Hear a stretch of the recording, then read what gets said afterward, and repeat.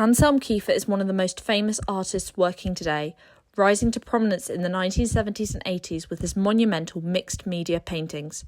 However, the latest exhibition of his works at the Ashmolean Museum in Oxford focuses on his lesser-known and incredibly varied early career. The exhibition is reasonably small, but comprehensive in its coverage of Kiefer's prolific output, including paintings, textiles, woodcuts, and artist books. Kiefer's talent and energy is evident, and there are some great works on display, but I didn't really come away with a greater understanding of his art, or of his importance as an artist. Before visiting, I was broadly familiar with his paintings, but I didn't know that much about him beyond a few surface-level facts. However, the curation assumes that visitors will already be quite familiar with Kiefer and his work.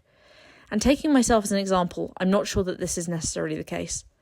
To make matters worse, a lot of the paintings on display, particularly in the middle gallery, contain obscure references to German history and culture, which the labels don't really explain. If you are more familiar with Kiefer's biography and the context of post-war Germany, then the exhibition will probably make a lot more sense. But for me, this lack of information definitely hampered my appreciation of the artworks. The most controversial pieces in the exhibition, where Kiefer confronts the fascism of Germany's Nazi regime, are among the best.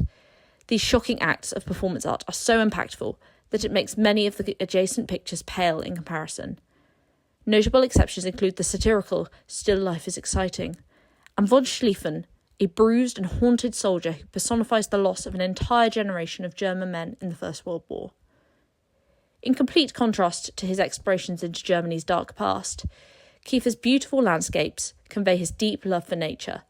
Whilst they still reference obscure figures and events, I felt that these works were less reliant on knowing this contextual information. His conjuring of the dying poet Stefan Anton George in this mountainous landscape is so cleverly composed that it doesn't really matter that George is a little-known figure outside of Germany.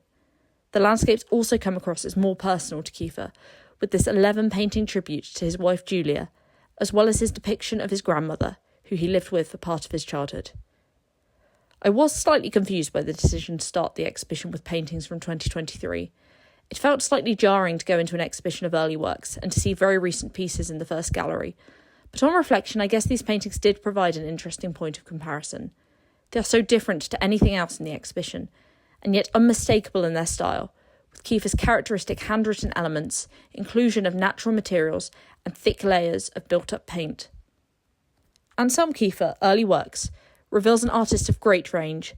The works on display everything from despair and the horrors of war to the beauty of nature and hope for the future. I only wish that the curation had been more accessible to allow for a fuller appreciation of the art. If you are hoping for a beginner's guide to Kiefer, you will be disappointed. But if you are already a fan, it's a rare chance to see many interesting works, some more successful than others, from the very start of his illustrious career.